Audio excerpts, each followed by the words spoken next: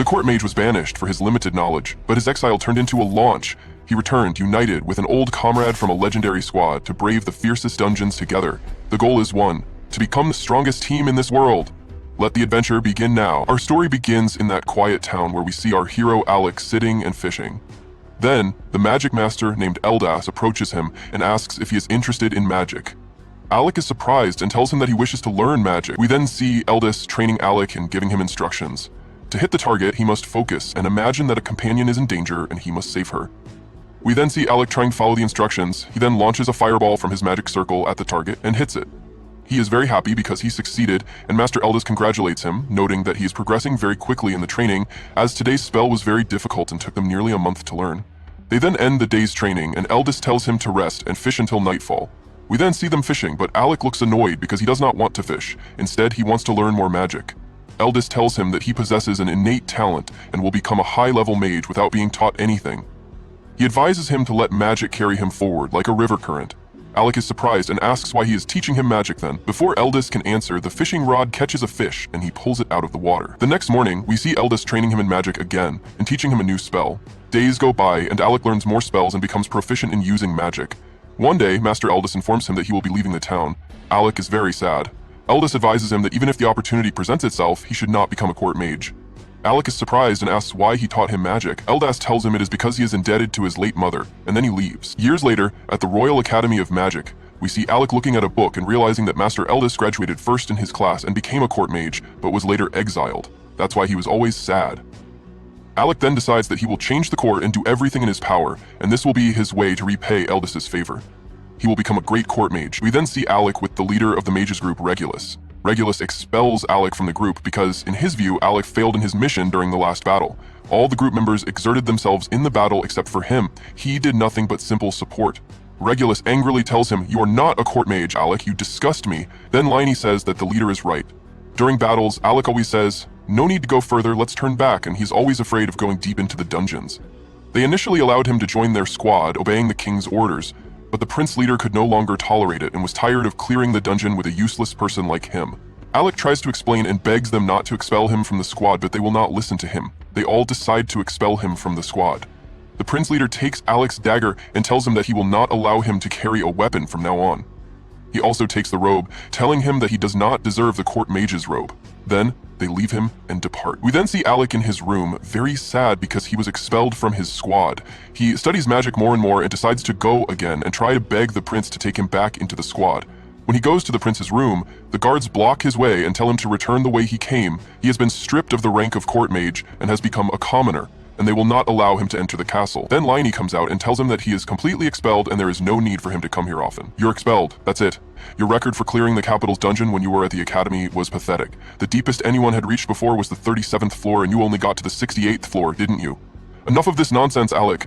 Alec calls out to her. Liney, wait, give me this chance, please. Give this letter to the king, please. But she ignores him and walks away. He looks at her again and says, "Please, give it to him. I will truly be grateful to you." She actually takes it from him, but then tears it into tiny shreds.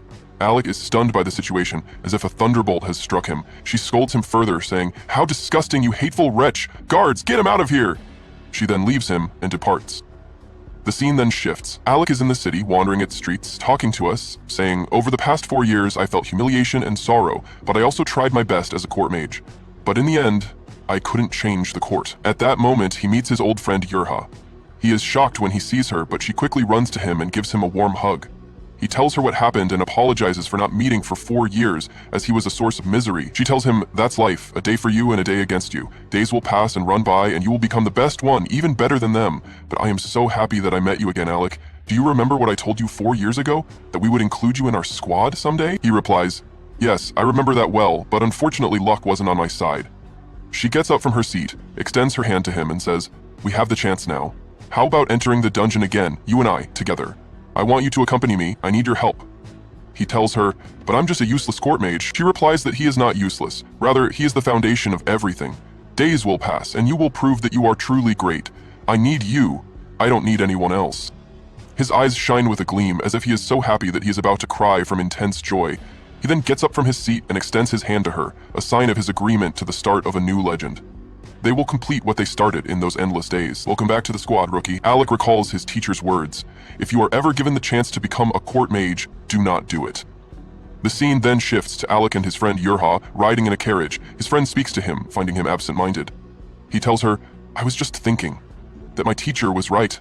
Don't worry about it, I was just dreaming of the old days. The scene then moves to His Highness the Prince and his group, who are talking about Alec.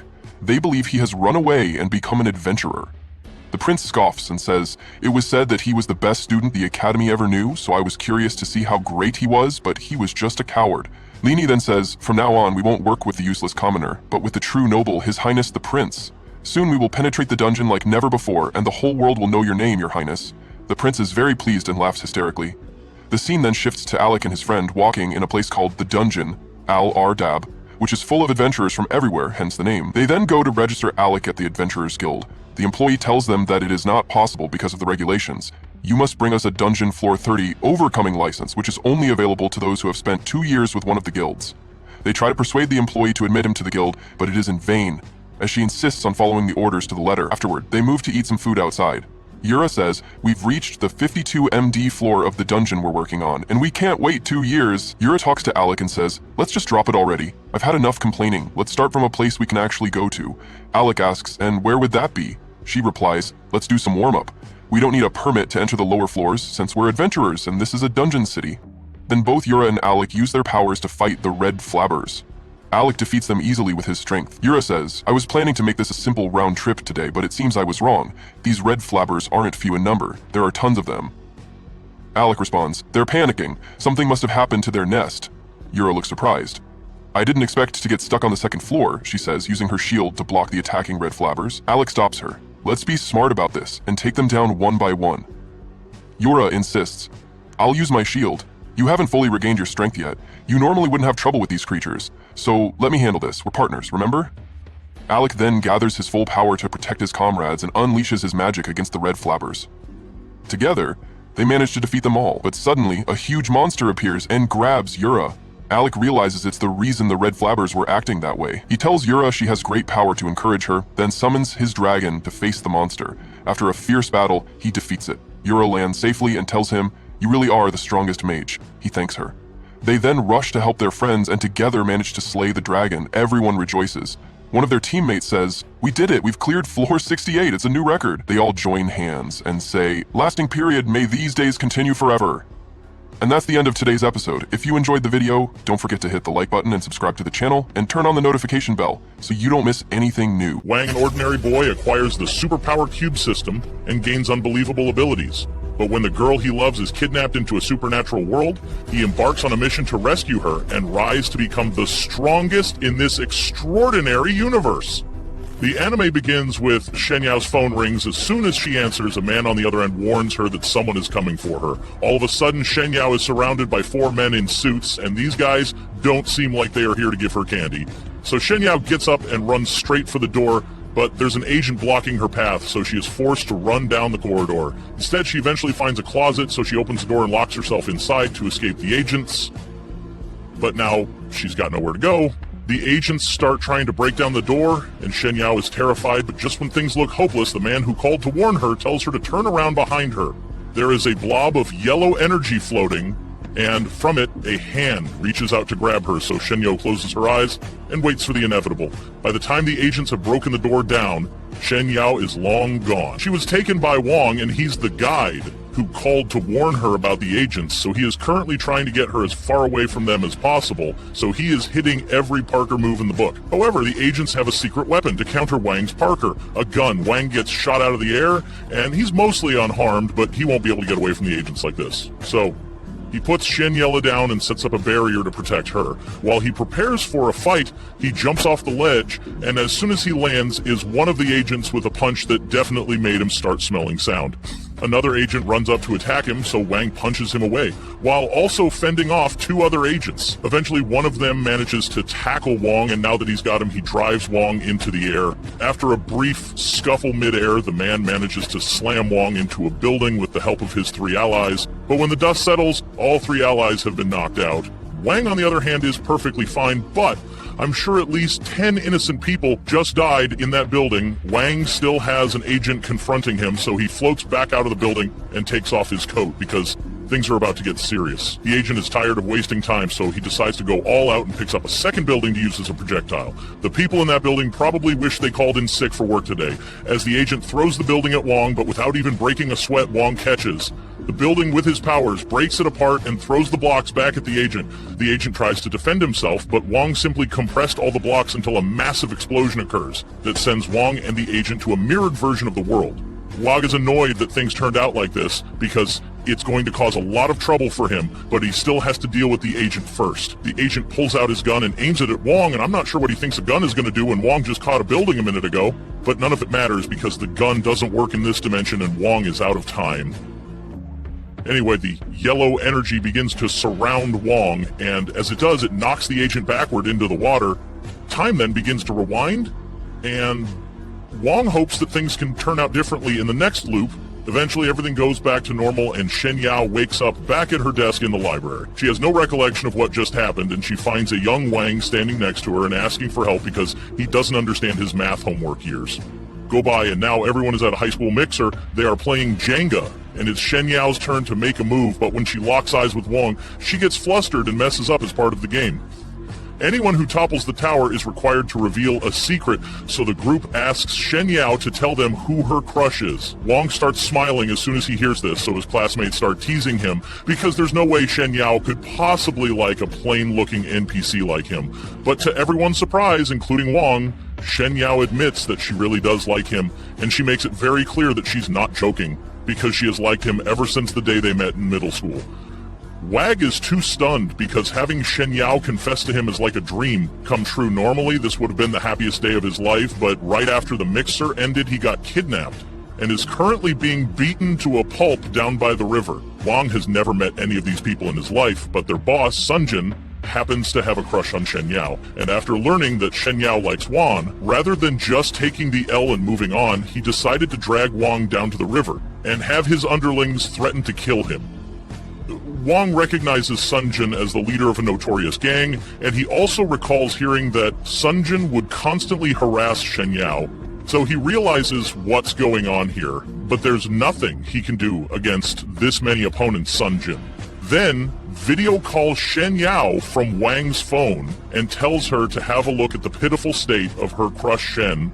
Yao is horrified to see what Sunjin has done to Wang, so Wang yells for Sunjin to leave her out of this because he doesn't want her to worry about him. But Sunjin is intent on making Shen Yao watch Wang's humiliation. He tells Wang that he is a total loser and that he has no right to date someone as perfect as Shen Yao. He then orders Wang to swear that he will never get involved with Shen Yao again otherwise. Sunjin says he's going to drop him in the river now. Wang could take the easy way out and swear that he won't talk to Shen Yao again. But Wang would never betray her like that. So instead, he headbutts the guy holding him to Wang's credit. That was a really solid headbutt, but unfortunately for him, it was so solid that the guy holding him accidentally let go, so Wang ends up falling into the river. Sunjin starts panicking because he never actually planned to kill Wang. He just wanted to scare him a little so he wouldn't steal Shen Yao from him. He frantically calls out for Wang to see if he's alright, but no one answers, so Wang is probably dead. That means Sunjin has just committed murder and he let Shen Yao witness the entire thing.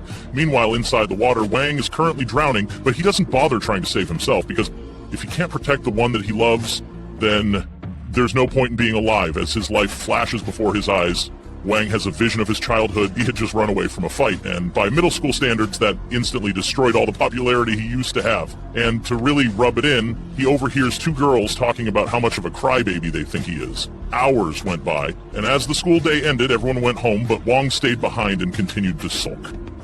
Eventually, Shen Yao walks out of the gate, but she stops as soon as she notices Wang sitting by the gate. So she asks him what's wrong. Wang remains silent, so Shen Yao assumes he must have forgotten his umbrella and offers to share hers with him so they can walk home together. Wang refuses her offer and says he can walk home by himself, but Shen Yao reminds him that it's still raining and he doesn't have an umbrella, so he's going to get soaked. Wang realizes she's right, but he says he can just wait here until the rain stops. Shen Yao thinks Wang is really funny, but then she notices a cut on his arm. So she asks him to let her see it. Wang initially refuses, but Shen Yao says she just wants to help dress the wound. Wang eventually agrees, so Shen Yao puts a bandage on his arm and blows a kiss onto it to make it heal faster, and at that very moment, Wang had already imagined the next 50 years of his life with Shen Yao. He thanks her for her help, and from that moment forward, the two of them were practically inseparable. Back to the present. Wang wakes up in the water, and he notices a light coming from the bottom of the river. He has already sunk too far down for him to make it back to the surface before he drowns, so he decides to commit to it and swims down to check out the light before he dies once he gets to the bottom. He finds a little glowing cube there, so he picks it up, and before he even realizes what's going on, the cube activates and goes inside him all of a sudden. Wang feels immense pain throughout his body, and a few moments later he is teleported out of the water and starts traveling through a wormhole that lands him in the middle of a cube. When Wang wakes up, he starts panicking because he was drowning a second ago. He is relieved to be alive, but now he has no idea where he is or how he got here, for that matter. Just then a system appears in front of him and announces that Wall has the power to draw a 15m radius around himself, and within that area, he is allowed to teleport to any location instantly. None of that makes any sense to Wang since he doesn't believe teleportation is real, but in the next moment, he gets teleported against his will. He appears into the sky above the canal, and Wang starts freaking out again because he is really high up and he's worried he might fall to his doom, but he's actually floating, so he's safe once he calms down. He looks at the ground and realizes that Sunjin is desperately searching for him in the water because he's worried that he might have killed Wang, and he finds it kind of amusing, but a few seconds later he gets teleported to a new location. Sunjin gets the feeling that someone was just watching him from the sky, so he asks his subordinates if they heard anything just now, but they think Sunjin must have just been hallucinating, so he tells them to keep looking for Wang. Meanwhile, Wang ended up being teleported into an empty classroom in his school. He is now sure that he really can teleport, but he doesn't understand how he got this power. Suddenly, the system speaks up and tells Huan that he has just continuously activated his teleportation ability. Wang starts freaking out and worries that he might be going crazy since he is hearing voices in his head, but the system corrects him because it is actually in Wang's body, not his head. That's still not very comforting, so Wang tells it to get out of his body, but the system ignores him and warns that someone is approaching. There is a staff member walking towards the classroom because he heard a weird noise coming from inside, but as he opens the door, all he sees is an empty classroom with a puddle of water on the floor. Wang ended up making it back to his house, so he decided to take a shower to relax. Once he's done with his shower, he pulls out his phone and somehow it still works, even though it was at the bottom of the river with him.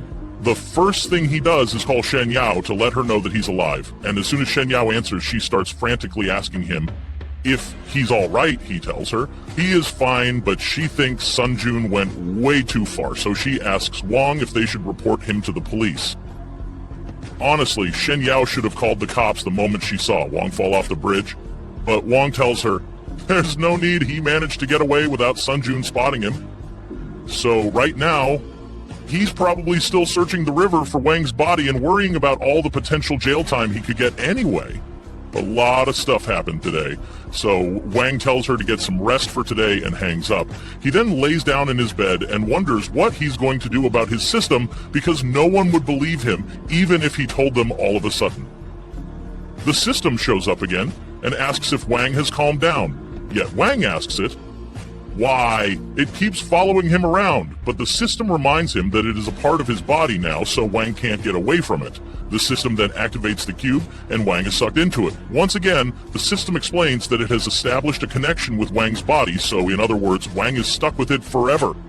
That makes him the user of the Heradra Cube Universal System, and by extension, the master of the system. Wang still doesn't fully understand, so he asks the system where he is. So it explains that this is a macro space within the cube, and even though the cube is only 3Cs big, it has a lot more space on the inside. Y knows the system is telling the truth, so he asks it why it bother helping someone like him, and the system tells him it's because it wants to make his dream come true, and that dream is to become the king of the world. This was the end of episode.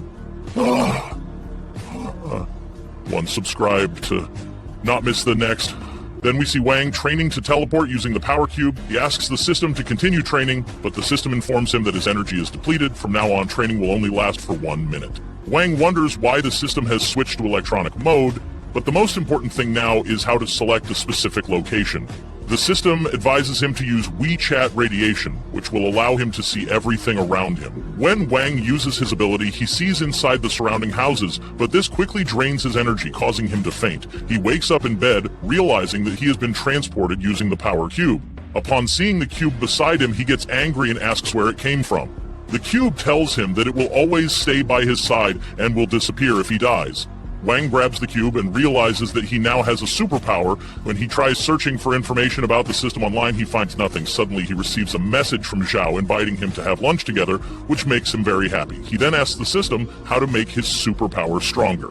The system explains that it has a self-upgrading function. His abilities will continuously grow as long as he absorbs energy. However, to activate this function, he needs a Shi-2 stone, the most powerful material in this world. There are many of these stones along the roads, but a special yellow one is located in the landlord's house, and another is in his mother's ring. Wang hesitates, saying that those stones are very important to his parents.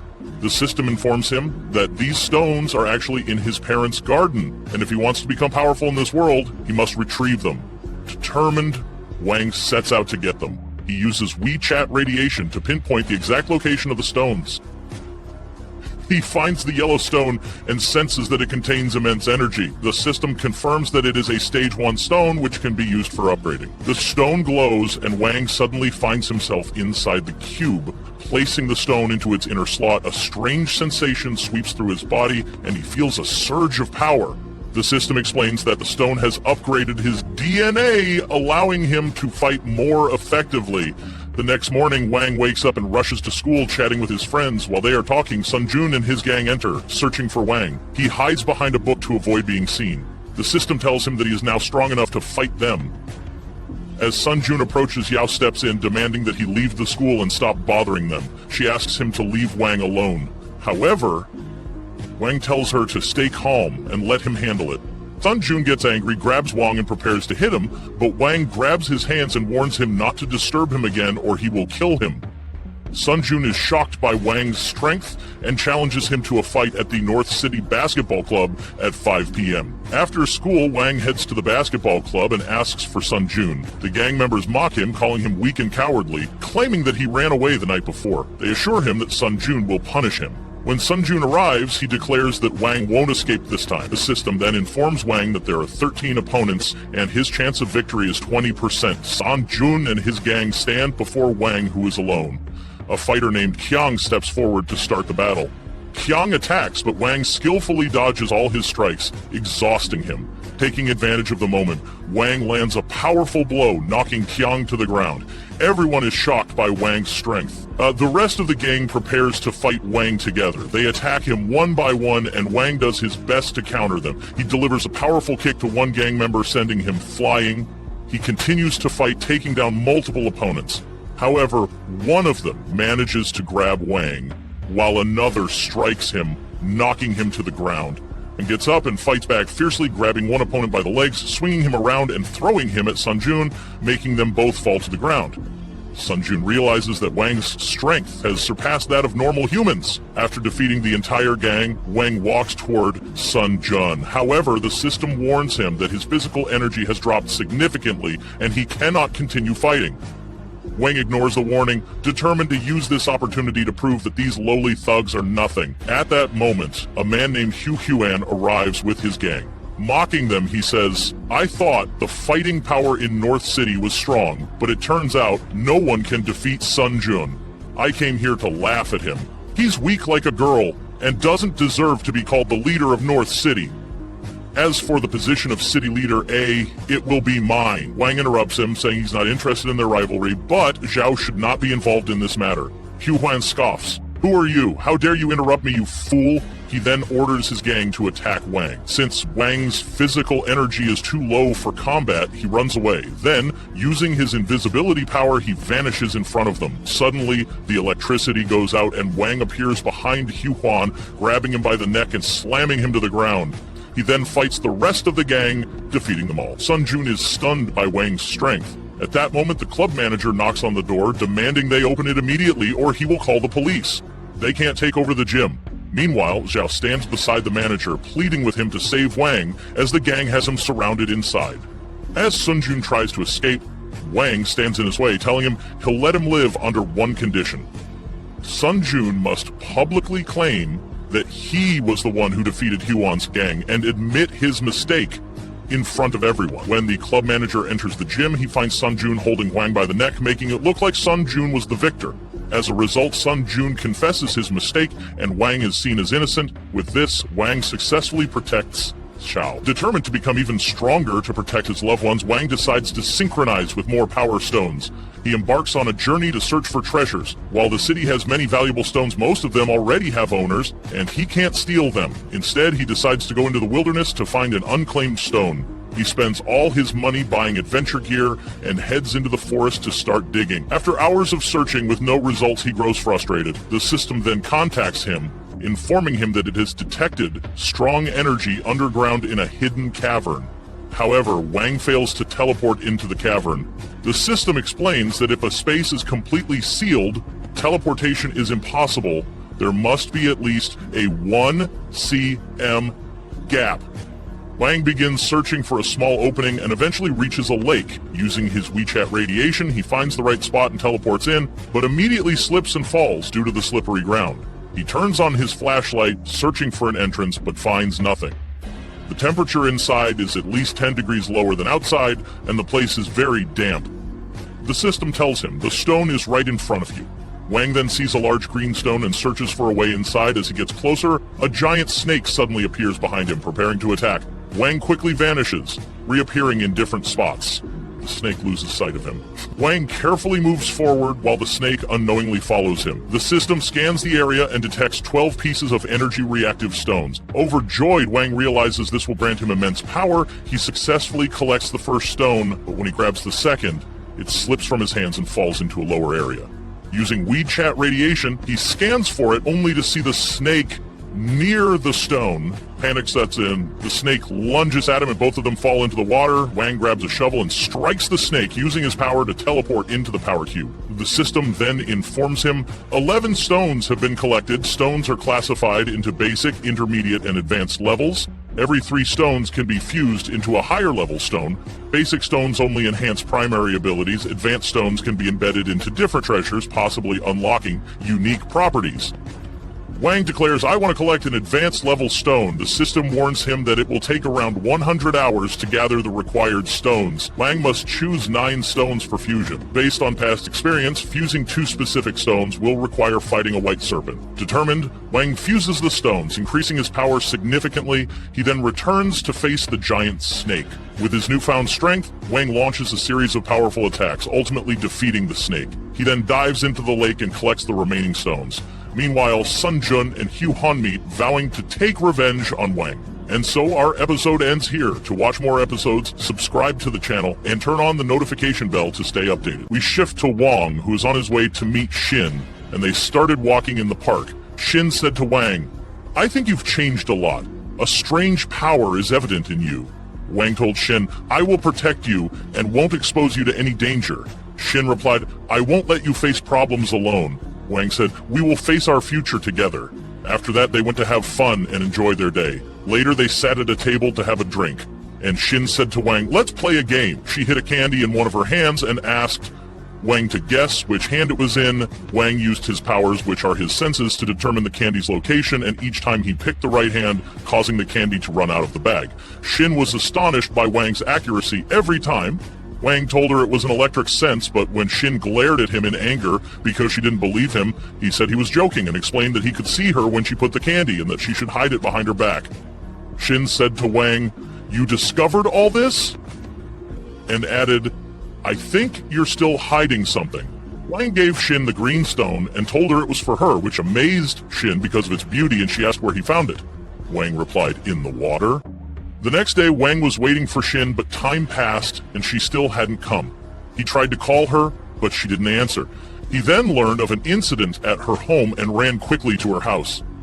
He saw a lot of press, and also the police were there. He heard Shin's mother telling the police what happened, informing them about Shin's kidnapping. Wang then began to ask himself, Who did this? He spotted Jun among the crowd and approached him. Wang stopped Jun and asked, "Why are you feeling tense?" He asked again, "Do you want to tell me something?" This made Jun nervous, and Wang used a show of his powers to frighten Jun. He warned him that he was in a bad mood and that he was looking for a fight. Jun felt very scared and said he would tell him everything.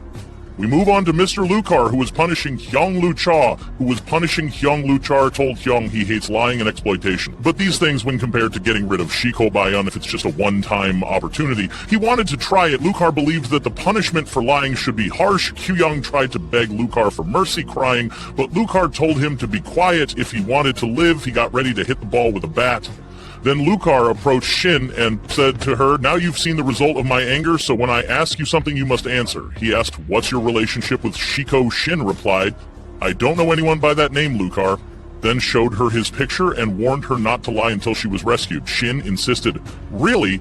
I don't know." Lucar grabbed her by the neck and told her, "If you want to regain your memories." He was about to strike her, but his assistant intervened, asking him to stop. The assistant told Lucar that he thought this girl knew a lot about Shiko and believed Shiko cared about her. Lucar argued that it was all nonsense and that he had bound her to use her as bait for him. The assistant insisted that Shiko cared for the girl and had not shown up yet because she was not just anyone, and that she might have important secrets. He suggested that if they could lure Shiko here, they would have a great chance of winning. Lucar replied that he had spent a lot of money to kill Shiko. The assistant pointed out that while those assassins were professionals, none of them knew Shiko's true strength, and reminded him that no one knew the difference between victory and defeat. He argued that if the girl died here, Shiko would be very angry and would explode with grief, so he recommended that they let her go because they couldn't do anything to her, and later threaten her into submission, and she would then tell them everything. Lucar agreed but instructed them to keep her mouth shut. The assistant covered Shin's mouth and told her that she would stay with them, asking her to talk because he couldn't save her next time.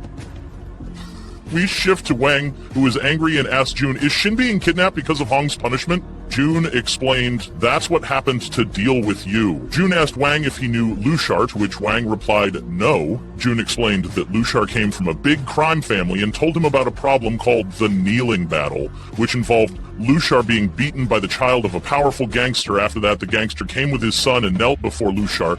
Even as Luchar drove away in his car, the gangster and his son remained kneeling. Thus, they called this battle the Kneeling Battle, and the street was named Kneeling Gate. Wang was surprised and asked Jun about Shiko. He wondered why Luchar thought he could tempt Shiko by kidnapping Shin Junin. Reminded him, "Do you remember when Shin had the accident in high school? She was saved by a man." This was Shiko. Many people wanted to get to Shiko, but nobody could. And when he disappeared and resurfaced, he broke Lucar's finger because Lucar was seeking revenge. Then the Yan family abandoned Lucar, which made him angry. From that time on, Lucar vowed to get revenge on Shiko and began searching for him everywhere, leaving no clue behind. Wang remarked that he thought this was all just chatter, but Jun retorted that it might sound like that to Wang, but they were facts to them. He added that Luchar was angry without reason and that he would eventually be killed. Wang concluded that Luchar must be apprehended and believed the whole thing started with Yang as he lied to Luchar and told him that Shin had a connection with Shiko. Jun pointed out that Hung was hasty in his thinking and stated that he didn't trust him in this story, so he left him alone. However, Luchar was not their equal, and he thought Hung was punishing himself now. Wang stood up to leave, and Jun asked, "Where are you going?" Wang replied, "I'm going to rescue Shin."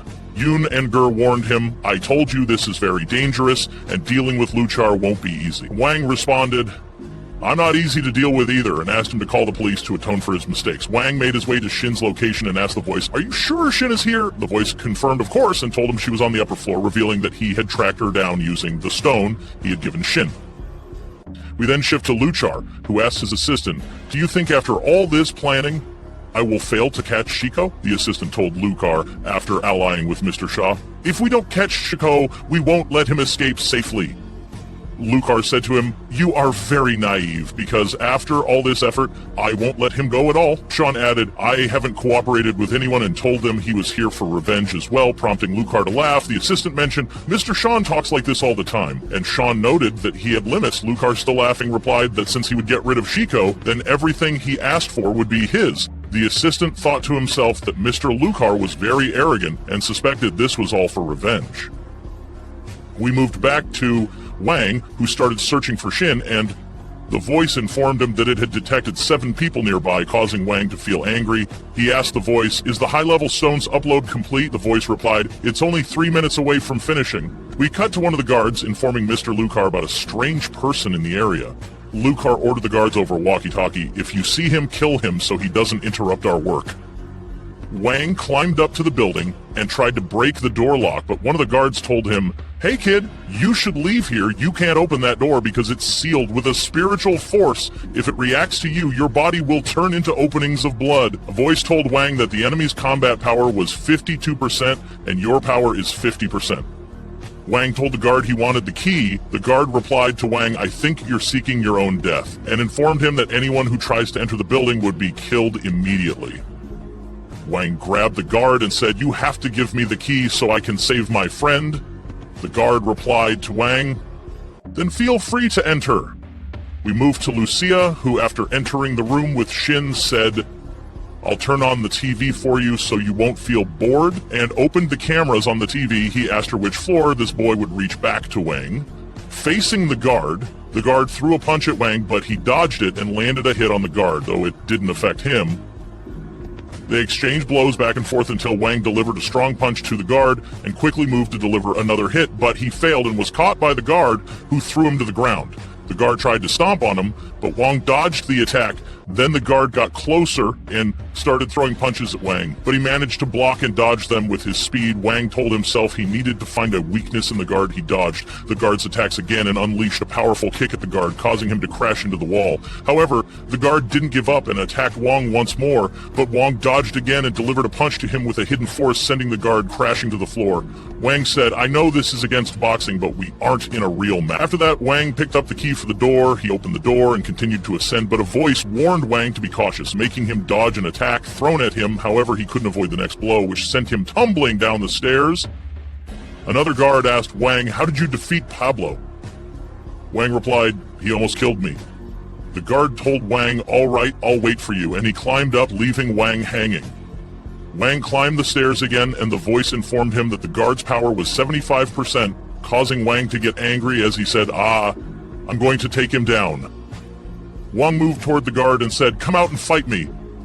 The guard appeared behind him and thought, "I don't want to kill you, so I won't dirty my sword," then disappeared and reappeared declaring, "I'll kill you for money." After that, the guard attacked Wang with several knife strikes, but Wang avoided all the blows, and when the guard threw the knife at Wang, he dodged it too. The guard made the knife change direction and return towards Wang, but he dodged it again, leaping into the air and striking the guard, but the guard disappeared again and thought to himself, "Do you really think you can defeat me?" He declared, "I'm the heir of the flying knives," recalling when his master threw him into a room filled with many dangerous blades during his training, where he discovered his hidden strength after that. He approached Wang, convinced that no one could defeat him, and launched a surprise attack on Wang from behind.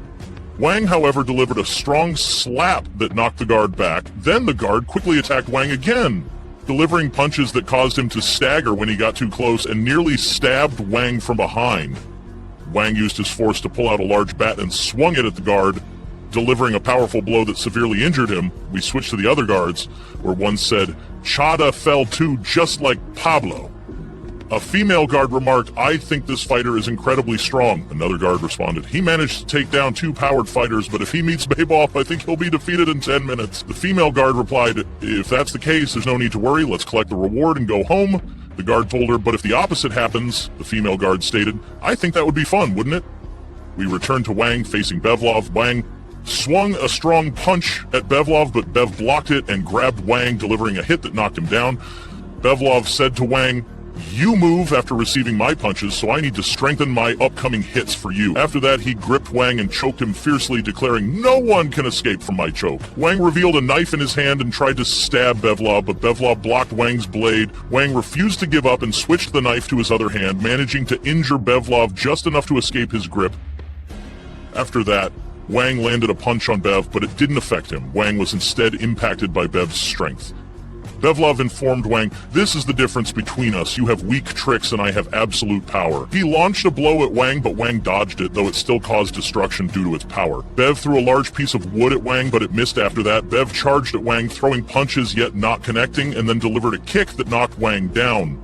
Wang tried to escape quickly, but he couldn't manage it. Bev grabbed him and threw him to the ground, attempting to stamp on him. Wang quickly evaded and stood up again, telling Bevelov, "I'm going to save Shin no matter the cost." He threw a punch at Bevelov, but Bev blocked it. Then Bevelov broke Wang's arm and landed several punches following that. He slammed Wang against the wall and dealt a powerful strike that knocked him to the ground. The voice told Wang that the force of the stones had been completed and his power level had increased, showing the signs of strength. Wang stood back up and said to Bev, "Thank you for letting me release my muscles." Bev replied to Wang, "Real fighting requires a strong man." Wang responded, "You talk too much and I'm going to make you silent." He told Bev it was his turn for the hits. Bevel attacked Wang, but Wang landed multiple strong punches, yet suddenly he coughed blood from his mouth, saying, "I think the energy is going to explode from inside me." The voice informed Wang that the system was helping him expel toxins from his body and reassured him that was normal. Bev said, "You're talking before I recover from my hits." Feeling enraged and attempted to deliver another blow, but Wang blocked it.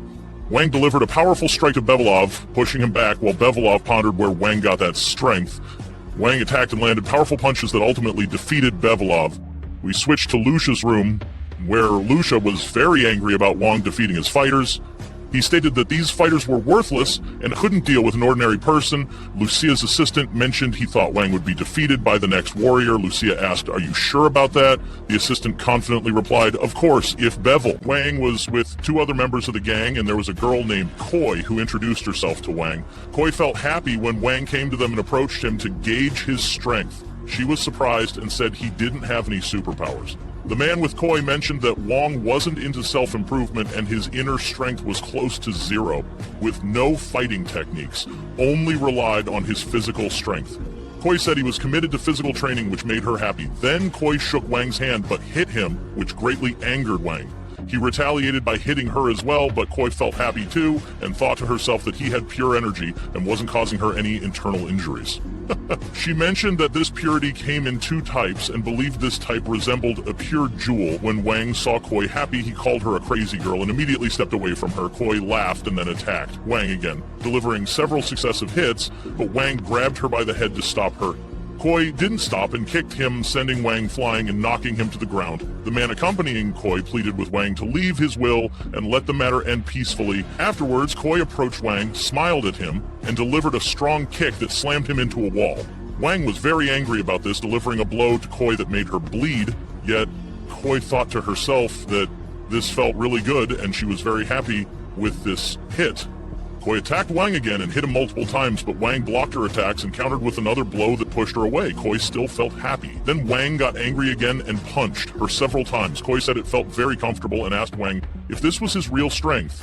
She hit him again, knocking him to the ground, and transformed into a monster, but returned to her normal state afterward. The man accompanying her held her hands and told her not to use her power. Now asking her to calm down, Koi replied, "Don't get involved in this." Satan addressing the man with her, she then got close to Wang and said he was very useful to her, expressing her desire to become stronger and suggesting they should go to a freer place. After that, she attacked Wang, again delivering a blow that caused a wound. Wang then searched for her, but she disappeared from in front of him and appeared behind him, coming close to absorb his blood. Wang was surprised by this and pushed her away, but Koi attacked him again. Wang pulled out a large stick to separate them, but Koi delivered a powerful blow that pushed him away. Wang thought she wasn't just strong but also very fast, and that he had to fight seriously, otherwise he would face death. Koi attacked Wang again, injuring him and almost killing him when she attacked again. Wang tried to hit her, but Koi avoided the blow by soaring in the air and attacked him again. Wang attempted to defend against her attack, but Koi evaded it, moving swiftly around him and biting him from behind, causing Wang severe pain after absorbing Wang's blood. Koi almost transformed into a wolf, but Satan threw a needle at her to calm her down and prevent her transfer. Koi returned to her normal self because of the needle, which shocked Wang significantly. He remarked that he was fighting a monster. Then Wang looked at some stones and thought it was the right opportunity. When he tried to get closer to the stones, Satan hit Wang to stop him, leaving Wang astonished. Wondering how he got hit so hard, Satan prepared to face Wang. Wang said to Satan, "You're very strong. Are you next?" Satan told him to stop talking nonsense and struck him, but Wang dodged. The blow, Satan remarked that he misjudged that strike and got ready to attack again, but Koi was in pain and Satan joined her to continue her treatment. Satan told Wang that he came to save the girl in the upper floor and that he would let him go to save her. Wang asked, "Is this your surrender?" And how he would explain this to his boss. Wang said to Satan that if he wanted to surrender as well, it would prove that he hadn't attacked him after leaving, right? Satan replied, "I'm from the Wu Union. How can I surrender?" Wang thought. It was best not to fight, especially since Satan was treating Koi, but if he helped, they might attack him later. He told Satan, "Since you don't want to surrender, you're going to fight me after this." Satan said, "I can't surrender, but I will take a blood oath that I won't be your enemy." He showed Wang his Wuo Union symbol and informed him that this oath is the highest commitment for practitioner. He made the oath saying he would remain at peace with Wang and that if he broke this oath, his bones would be crushed and scattered. As Ash Wang recorded a video for Satan telling him it was just a memory for him, Satan gave the Union mark to Wang, asking him to leave. Wang remarked, "Isn't this mark fake?" Satan replied. "If you don't believe it, return it." Wang said, "No, I trust a respectful man like you and have no doubts about you at all." Wang approached Satan, wishing for both him and Koi to repent, asking him to take care of themselves. Satan agreed and left afterwards. We moved to Mesa, who is Koi's sister. Satan contacted her and asked her to withdraw immediately because her little sister Koi was tired. While they were communicating, Mesa was attacked, causing her to lose consciousness, and she lost contact with Satan. Next, we switch to Lucia, and one of the killers asks him, "Where are you going?" His assistant responds, "You haven't learned yet," informing him that all his hired fighters were eliminated, shocking Lucia. He asked his assistant, "Is this true?" His assistant confirmed that the plan had changed and they needed to withdraw immediately. Lucia began to feel angry, asking, "Did Shako do all this?" His assistant replied, "Shako does not compare to this more thrilling man." The assistant then told Lucia that a ceasefire had been issued with Wang.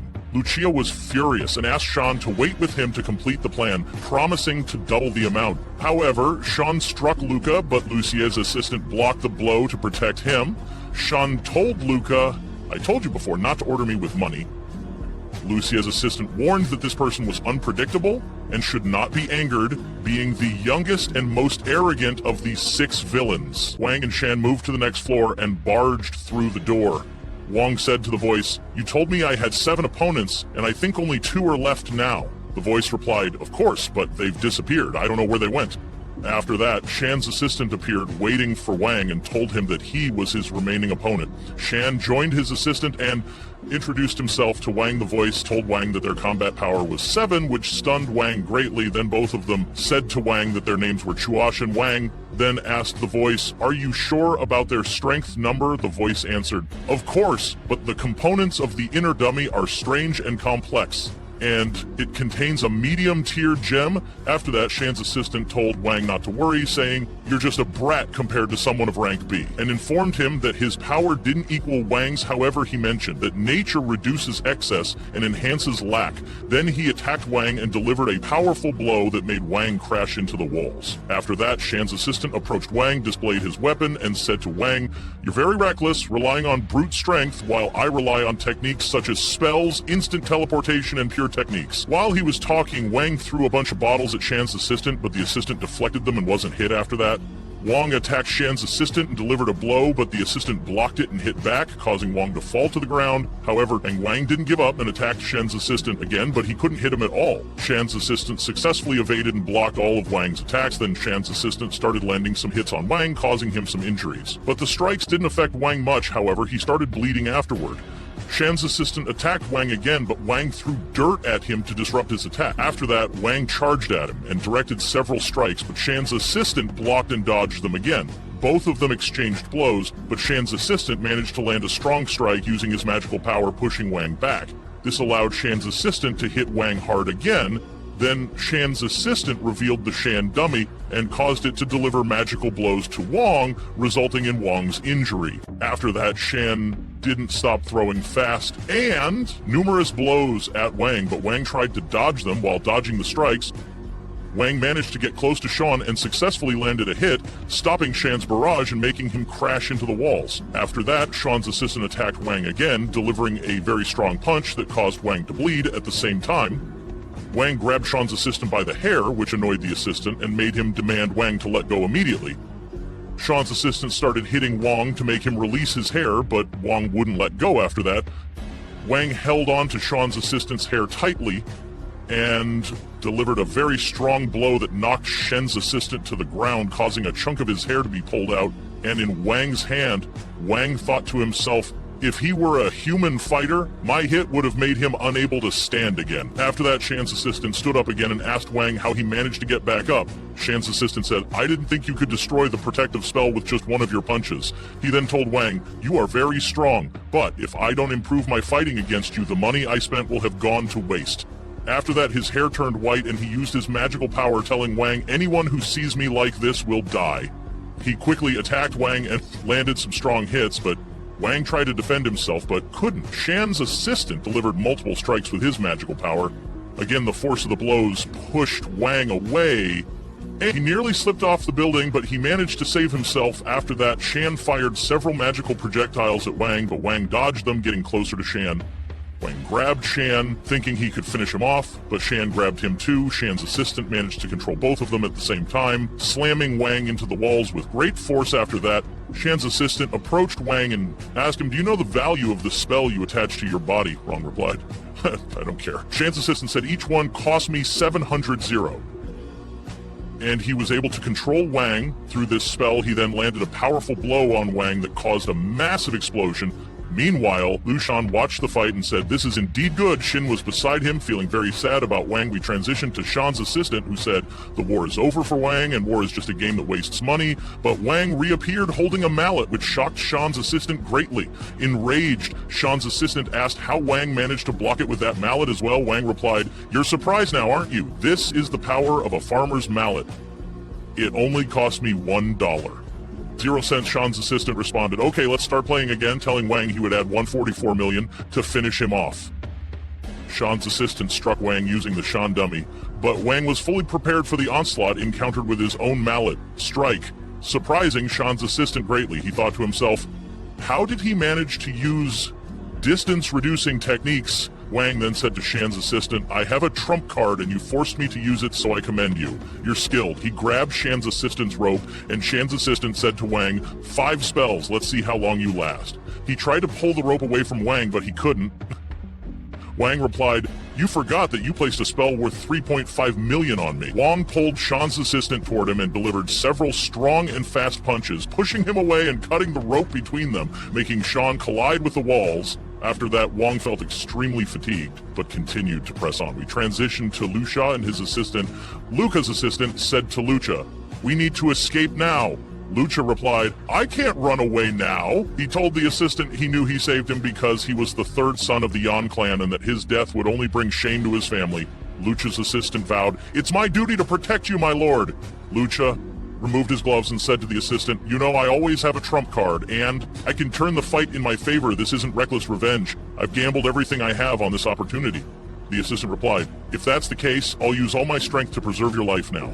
We returned to Wang for the stone inside Shan. The time for its detonation was approaching. After that, Shan's assistant fled, saying he hadn't fought effectively, but everything was still under his control. He directed another spell at Wang, but darkness suddenly enveloped the area. Surprising Shan's assistant, he said, it's not working, which made him angry. After that, he was taken aback by Wang emerging from the building. Wang attacked Shan's assistant, but he threw some explosive spells at Wang. Wang managed to avoid these blows by flying in the air, but Shan's assistant didn't give up, throwing several more strikes, some of which Wang dodged, while getting hit by others, causing him to crash into some rocks. After that, Shan's assistant directed a blow at Wang using a magical spell on a large rock, surrounding him with explosive stones, but Wang used his mallet to evade these punches and charged at Shan's assistant again.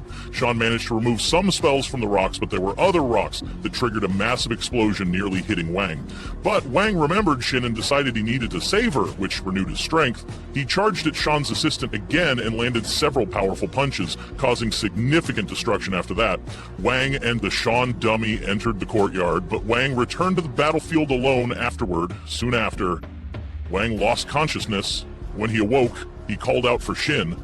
Thinking to himself that he was going to save her, he moved toward Shin's room as well as Lu Sha's. He asked, have they escaped? He encountered Hyung and asked, where's Zin? Hyung pleaded, please don't kill me, let me go. Wang was furious and asked again, where's Zin? Hyung pointed him toward her location, and Wang went directly to find her, breaking down the wooden door. Once he entered, he untied her, and Shin warned him, "Get out of here. There's a bomb under the seat. If you stand still, it will explode immediately." When Wang looked at the bomb, Shin urged him to leave and save himself. Wang assured her he had dealt with worse before, but Lu Sha locked the door behind him, telling him this room was made by Chohan. Then the voice told Wang, "You can't use instant teleportation power here." Lu Sha told them, "I'll wait here and watch you die." Wang asked the voice, "How do I safely disable the bomb?" The voice replied, "Cut the wires in order." Wang followed instructions and threw the bomb inside the cube, but the stone inside the dummy exploded, causing Wang to lose consciousness. Lu Sha was furious and shouted, "Where did the bomb go?" He burst into their room and started firing. Lu Sha's assistant urged them to leave immediately as they fled after Shin was hit by gunfire. Wang attempted to carry her, telling her to hang on. Then Shiku appeared and told Wang you couldn't save her, before taking her from him and moving on. Wang tried to chase after them, but he couldn't catch up. Shiko taunted Wang, saying, "You can't even protect yourself, let alone her." He jumped away carrying Shin. Wang rushed to the window, furious, looking for Shin but couldn't see her. He looked up at Shiko, saying, "You don't know anything about her or the supernatural realm," blaming Shiko for this and saying he would take care of it after that he disappeared, leaving Wang in tears as he reminisced about the beautiful moments with Shin. Then we see Wang standing in front of Zhao Yao's house, seeing her parents in deep sorrow over her loss. Wang speaks to himself angrily, saying, "She took Zhao Yao from me, and the magic cube no longer responds. Even though I can still use microwave radiation and teleportation, I really can't get Zhao Yao back." Then that car arrives, and a woman gets out and tells Wang that she knows Yan Luo's location. He asks her angrily, "Where is he?" She asks him to go to another place to talk, and they go to a restaurant and drink coffee together. She tells him that she wants to ask him something before telling him Yan Luo's location, saying to him, "The monks with supernatural abilities, the mutants, or any kind of mythical creatures, why don't they appear before the public?" He tells her that they are skilled at hiding, but he is not interested in that and wants to know Yan Luo. The girl tells him that he should be interested because she has been secretly protecting him all this time, otherwise he would have been dealt with long ago. Wang is surprised by her words and asks her about the three people sitting behind him who are ready to attack him at any moment. The girl and the men become nervous because Wang has exposed them. When they prepare to attack him, he tells them to calm down and that if they don't tell him Yan Luo's location, he will finish them now. Then Wang sees the girl's personal identification card. She is Mo Yuqian, and she is the head of the case department at the Bureau of Supernatural Affairs. Wang tells her that he believes her and asks her what her goal is. Mo tells him that a supernatural person like him whose powers have just awakened is very likely to be eliminated, and since she is protecting him, it is natural for him to return the favor. Wang realizes that she wants him to become a mercenary like her assistants, and tells her that her followers are not strong enough, they are C-rank fighters. Then we see one of her assistants telling her that Wang's power is at least B-rank and beyond their control. Then Mo tells him that she wants him to help them complete 3 missions, and if he does, he will know Yan Luo's location. Wang tells her that he also wants information about Shi Guoren more than Yan Luo. Mo agrees and gives him the agreement form to read the tasks, telling him that she will give him a reward of 50,000 Earth coins. Wang asks her, "How do I know you won't deceive me?" She tells him that just talking to her safely like this is a source of trust, and it is not easy to accept this mission and give it to anyone. Then she asks him to complete the first mission and leaves. Then we see her with her driver, who asks her, "Why are we doing this time? We haven't hidden such dangerous people before." Mo tells him, "Do you remember the old man's favorite saying? He always said, wealth comes from risk. People like us, if we don't take risks, we will always remain small fish." And I have done some investigations, and this young man Wang is relatively clean. His abilities only awakened less than a month ago, yet he managed to survive a B-level battle. So don't think too much and remember that wealth comes from risk. Then we see the power cube on the roof of the car, where Wang is eavesdropping on them. Then the driver asks her, "Do you really intend to give that young man Wang information about the Yan Luo family? If anyone discovers that we have so much information, the consequences will be severe." Mo reassures him. It's clear that Wang knows nothing about the situations of the big families, and he doesn't understand the levels of information. It's enough to give him some D-level information. Wang realizes that the girl is exploiting his youth and naivety, and he becomes angry with them, vowing revenge. The next morning, Wang uses the GPS and arrives at the Bo-Er mansion. The girl welcomes him, and he enters and sees many people, wondering, are all these people here to participate in the test? It seems there are people from all walks of life. Then Mr. Zhu, the director of this recruitment session for Mr. Bo's personal guards, appears and informs them that he wants 3 basic abilities in a bodyguard: the ability to discern, reaction speed, and combat skills. Therefore, everyone will be tested in these 3 aspects. Then the first test begins, which is the discernment room. Everyone enters the room, and he tells them that the rules of this discernment room are that each person gets 5 free chips at the beginning, and they can play as they wish, but violence or stealing others' chips is prohibited. Once 10 chips are collected, this level will be passed, and 30 people will qualify from this round. Then everyone starts playing.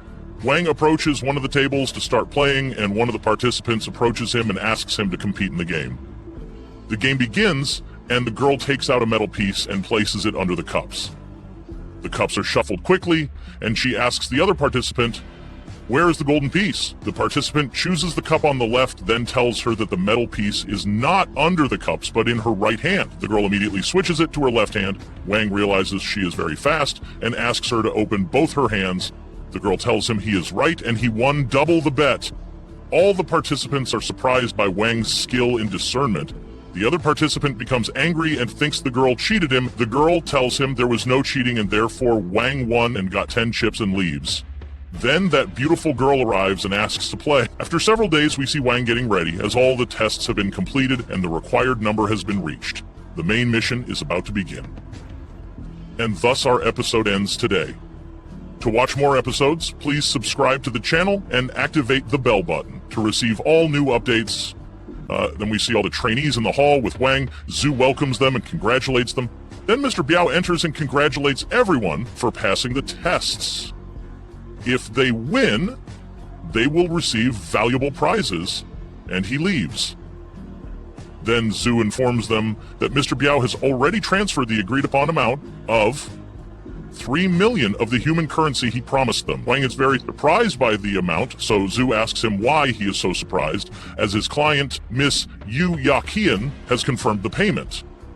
Wang realizes that this means he will only receive 50,000 out of the 3 million, which was not his agreement with Yu Yaqian, and that she has deceived him. Then we see Wang in the car with Yu, and she informs them that the upcoming information is highly confidential. Rubra's banquet, held in Country H on planet Earth, consists of 7 tasks, one of which is an auction. Mr. Biao's goal is the ancient mask, and their mission is to help him obtain it. Then Wang asks her about the jewel in the paper in his hands, and she tells him it is an obsidian jewel, one of the main auction offerings. Wang remembers when the cube was trying to tell him something, saying something like obsidian. Then Wang feels a pain in his head, and Yu asks him what's wrong. He tells her he's fine and says to himself, even though this woman deceived me, there are many things I want from the banquet. He wants to find Lu Yao. Then they arrive at the location and enter the palace. Wang sees many people. The host welcomes them and wishes them good luck. Then the night begins with the Golden Warrior Bell game. A door opens in the ground and we see a large crocodile below. Everyone is surprised. The host tells them not to worry, as their safety is their top priority. Then he puts his foot in the hole but doesn't fall because there is transparent glass on the ground, and this tempered glass is bulletproof. Then he tells them the rules of the game. A golden bell is tied around the crocodile's neck. Only hand weapons are allowed, and whoever removes the bell from the crocodile's neck will win. Then many gold pieces appear, and he tells them that this is the reward for winning. However, there is a final rule. Before the bell is obtained, the adventurer is not allowed to leave the cage at all. Wang realizes that those people are manipulating the lives of adventurers for entertainment. Then the first warrior enters the cage and tries to snatch the bell from the crocodile, but the crocodile suddenly wakes up and kills him. Everyone is surprised, and Wang realizes that there is something suspicious about that crocodile. It is unusually fast. Then the host speaks and informs everyone that this crocodile is no ordinary crocodile, but an artistic masterpiece. made by Duo Biotechnology Company and possesses enhanced abilities, with its ferocity multiplied by 1.5 times. Based on the rules, the prize will be increased by 30%. Then, the warrior Hao is chosen to enter the cage. Wang is surprised by these foolish, money-hungry people, even if it costs them their lives. His friend tells him, "You really didn't read the contract carefully, Yehi. If no one volunteers, someone will be chosen to participate against their will, so why do you think they offered 3 million currency for winning?" Then Wang notices a man standing at the top, and his friend tells him not to stare at that man, as he is one of the organizers of Rudra's banquet, and his mission is to maintain order. Then we see how in the cage he has managed to hit the crocodile with some spears, and then attacked it with several other attacks. However, even though he inflicted several injuries on the crocodile, it doesn't seem to be in critical condition, and is still holding its strength. When Hao tries to attack with the final blow, the crocodile strikes him with its tail and kills him. Then Mr. Biao doubles the prize from his own pocket to encourage the warriors to enter the cage. Modi steps forward and asks to enter the cage. Then another person named Golden Poison steps forward and wants to enter the cage. Thus, the law of the survival of the fittest will apply. If more than one warrior participates in fighting the beast in the cage, they must fight each other to the death first, and whoever wins will enter the cage for the beast. Then the duel begins between Golden Poison and the warrior Modi. Golden Poison attacks him, bites him on the shoulder, and kills him easily. Then we see Wang's friend telling him that Golden Poison's skill is to enhance combat power by absorbing the victim's blood, and the stronger the victim, the greater his power. However, in return, after the effects wear off, he will become afraid of cold and light. Then Golden Poison steps forward and enters the cage without a weapon. When the crocodile advances towards him, Golden Poison jumps on the crocodile's mouth and kisses it. The crocodile closes its eyes, and Golden Poison cuts off the crocodile's head and obtains the bell. Then he presents the bell to the host to take his prize.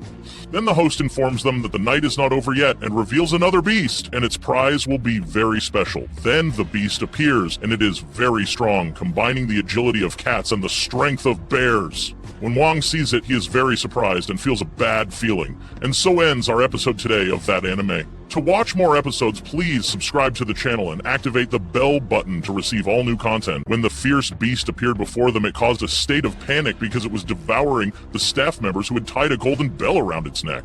Leato asked the fighters, "Who among you wants to challenge this monster?" After much thought, Wang said to himself, "I think there's someone causing trouble without anyone noticing, and I suspect it's a traitor from my team." Then, one of the fighters approached the beast, but the beast didn't pay him any attention at all. It was focused on escaping this place and began attacking others, wanting to break the glass cage. This made everyone feel scared, and they tried to escape from the top of the glass cage. However, Leato attempted to reassure them. The fighter tried again to attack the beast while inside the cage, trying to direct another strike at it, but the beast quickly vanished and attacked the fighter, killing him. After that, Wang started searching for the traitor and discovered that it was Bean through the powder he had thrown on the ground. Bean wanted to hit this beast, not the crocodile, and Wang thought he was paving the way for this event. Then the beast broke free, and Lato tried to save the situation, but the beast smashed the glass cage and emerged standing face to face with Lato. When it attacked Lato, fighter Morong intervened and struck the beast, pushing it away from Lato, putting himself in the line of fire. Lato thanked Morong and rushed to escape. While everyone was fleeing, only Mr. Park remained, believing that this was part of the day's events and not real. Wang thought Park and his accomplices were behind this, and said to himself that it was possible to exploit the opportunity to gain some benefits from the Yan family. He started moving toward Yan's team, but the guards arrived and took control of the situation, eliminating the beasts and assuring the nobles not to worry. Wang returned to where he was, but discovered that one of the fighters in his team was missing. We shift to the girl with his team, who was sneaking until she reached the vault after disabling the surveillance cameras and using the matching entry method. But after opening the vault, one of the fighters was waiting for her and attacked her. They exchanged some blows until the guards arrived, but the warrior managed to defeat them. Just when the one-eyed fighter almost killed her from behind, Wang intervened and saved her, killing the one-eyed fighter. She asked him why he was in this place, and he told her he was looking for the bathroom and got lost on his way here. The warrior then asked Wang if he was a friend or an enemy. He replied, "I'm your personal guard," which surprised the warrior. He told her he knew she was their leader and wanted to obtain some secret items from this palace because she always stood in the back and that Mr. Park was not a front for her. She told him there was no point in this place and asked him to leave before the guards found them, but he refused and went inside, telling her he hadn't found anything and the place was completely empty. After that, they entered the vault and began searching. Wang then negotiated with her that if she told him about the escape route, he would tell her where the treasure was. Later, he saved her from the bullets aimed at her by the guards, and they ordered them to exit, but they did not comply. So one of the guards threw a grenade at them, but Wang immediately threw the grenade back and fled with the leader. However, they were surrounded by guards from all sides who started hitting them and knocked them to the ground. But Wang used a trick to escape from them and succeeded along with the leader. They then moved to a room nearby, but Wang told her that the situation wouldn't last long and they could be found any time now. She told him it was possible for him to escape alone now, but he wanted more information about Yan and Shiko to find Shin. After that, he informed her that the guards were coming now, and he acted as if he was alone, which helped reduce the number of guards searching for the leader. When the number of guards decreased, the leader emerged and they attacked the guards, successfully defeating them. They quickly fled and moved to a place where they broke through a wall, and he told her that this place was safe and reinforced. Each of them found what they were looking for. He found the cube, and she found the book she wanted. After that, they went and took the elevator to exit this place. We shift to the guards who are in a miserable condition when a new guard comes to them and tells them he was sleeping. He asks what happened and offers them assistance with some strengthening pills, asking them to take. Next, we see the guards waiting for Wang and the leader to come out of the elevator. They've received orders to shoot anyone who comes out of the elevator. We shift to the elevator where Wang wonders why they're not going down to the last floor. The leader needed to do something before they could go down. She asked Wang to leave her and go if he wanted, but since he is the personal guard of the leader, he shouldn't. The leader then scrambled the cameras of the western elevator, and when it arrived at their designated floor, the guards opened fire. The leader charged at them. We moved to the other guards heading to support their teammates, trying to communicate with them, but no one responded. Then we go to the boss's level after she wiped out all the guards, surprising Wang. However, there was no time for shock. The leader showed a map for their escape plan, explaining everything to Wang. The exit is through an elevator that leads to the sewage system, and they need to move quickly because this floor is dangerous. But Wang rushed and took the wrong path, angering the leader, who told him the direction was wrong. They quickly moved until they found a blood stain in one of the corridors, making Wang feel uneasy. The leader put on a glove so she could open the door on that floor, but Wang thought it was a bad idea. However, the leader had to go into that room because there was something in there she was interested in. It turns out this room is the Yang Dui Institute for Genetic Biological Research, which intrigued Wang when he learned about it, but the leader didn't care about his annoyance, telling him to focus on his job and be quiet. They had to hurry, because she wanted to gather information about something extremely important. As they walked, they encountered many monsters that were bioweapons, because these people were so obsessed with bioengineering, believing they could turn life into military power while deceiving themselves by ignoring the risks.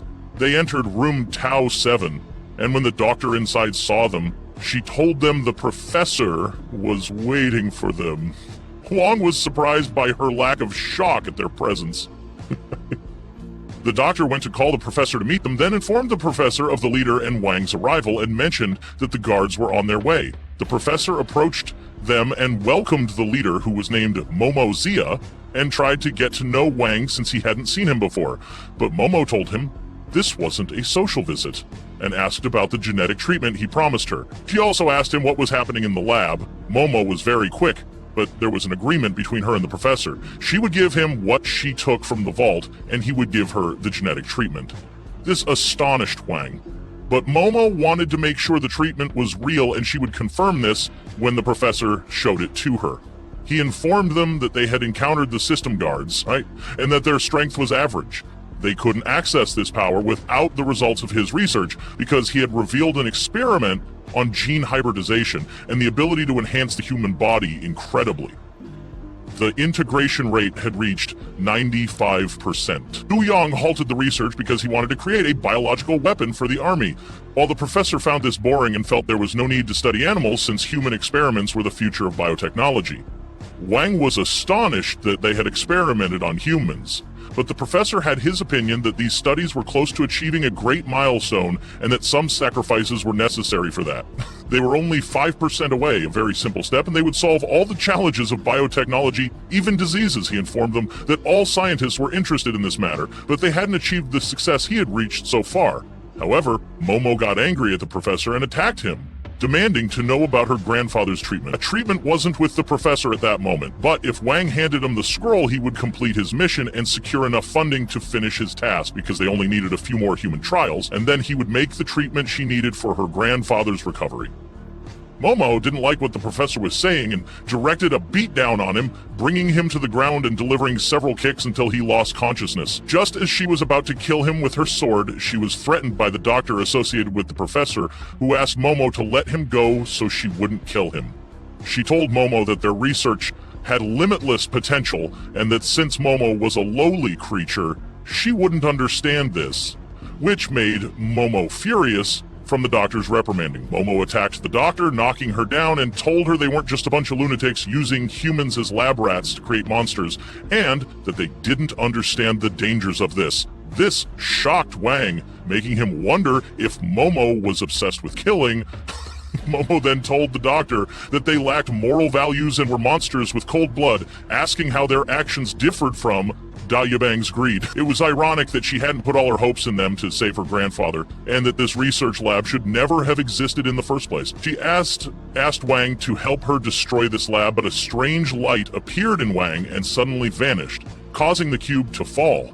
Momo didn't see what happened and wondered where it went, but shrugged it off, stating she would destroy the lab herself. However, the professor opposed this action because it was his future and the result of his long years of research, claiming these monsters were like his children. Momo didn't care about his words and wished him a nice time with his children. We shift to the cube, where Wang was inside and the obsidian core was powering the cube.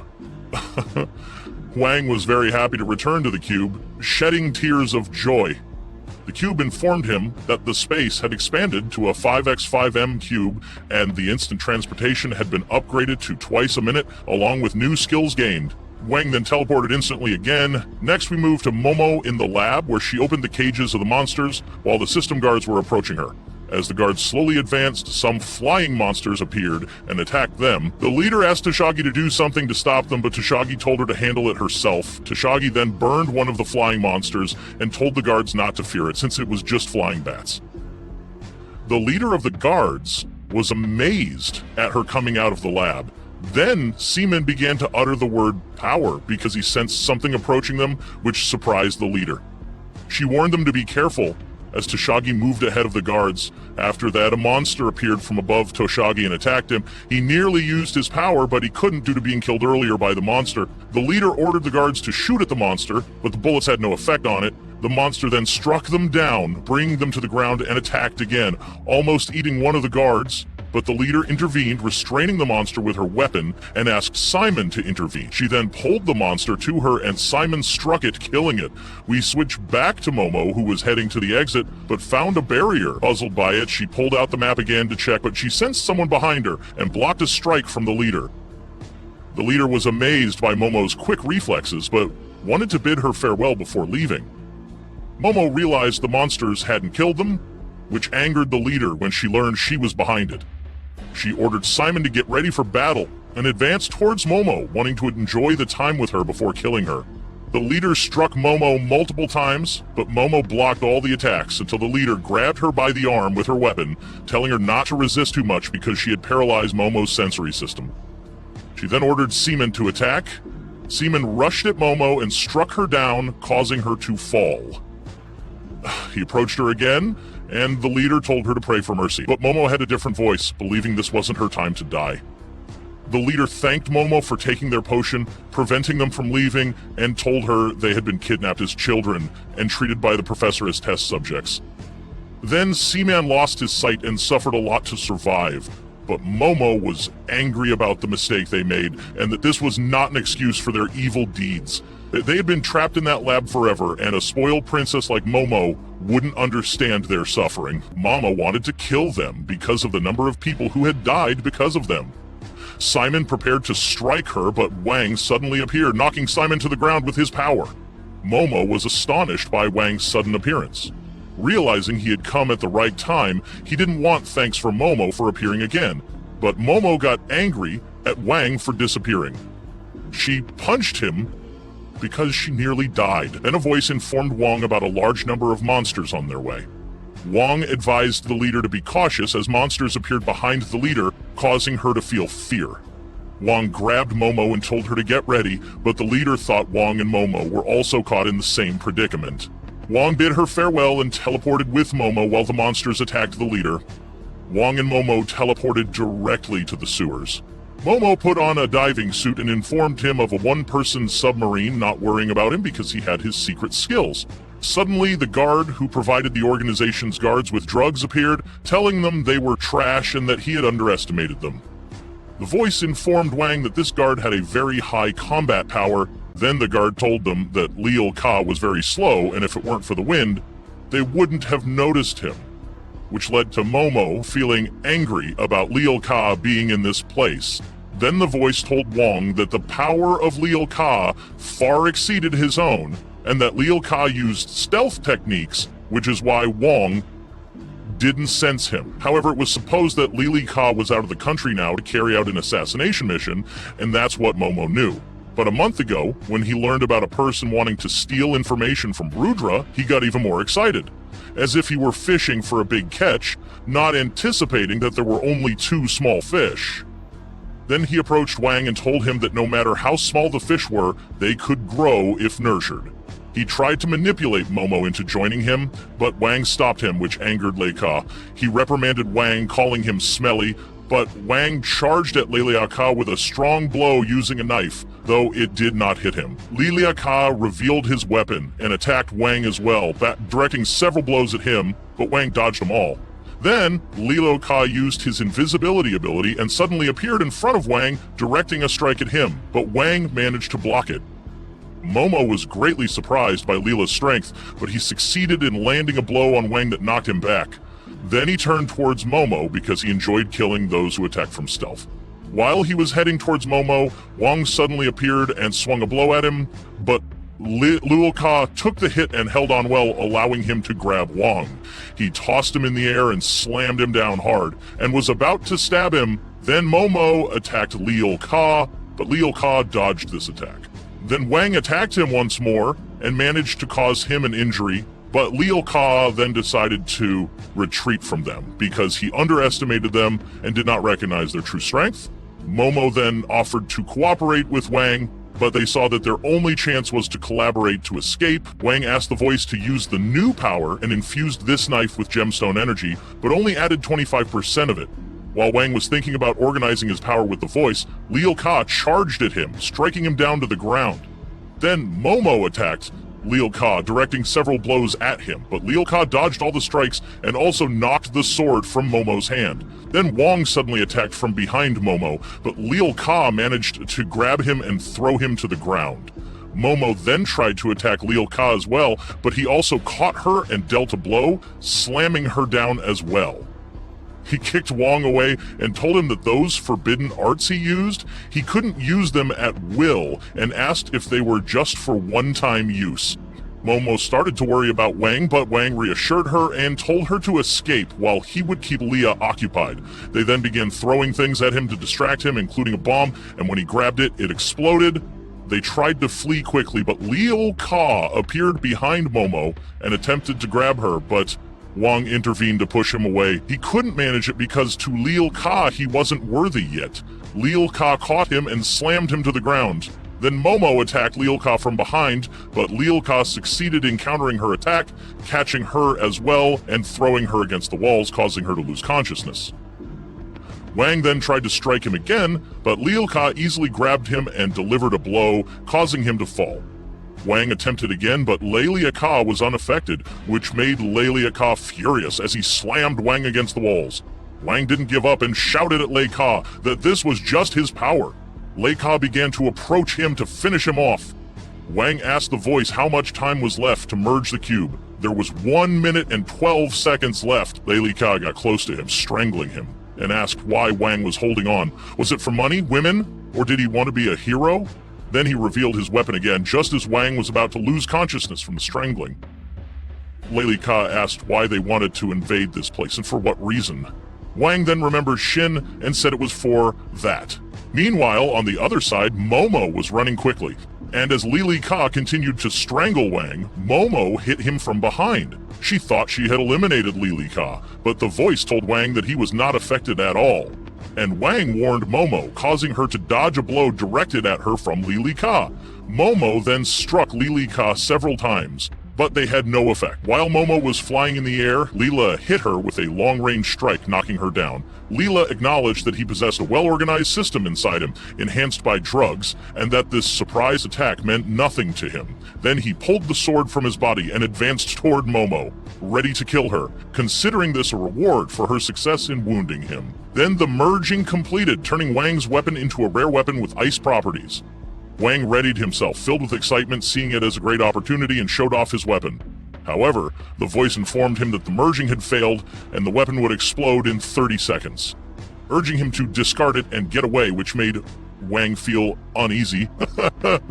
When 10 seconds remained, Wang dashed toward Lei Ka and stabbed him in the hand, which made Lei Ka angry, causing him to strike Wang, knocking him far away. Momo felt worried about him again and moved toward him to check on him. Lei Ka had anticipated this, knowing it was Wang's last chance, but it was a slim hope for him. Liu Ka removed the knife from his hands, freezing him completely.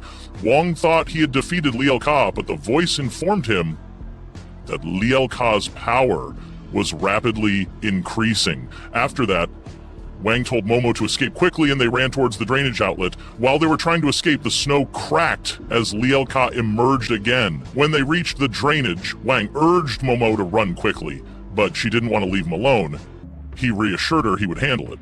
Wang exhibited extreme exhaustion and could no longer confront Lily Ka.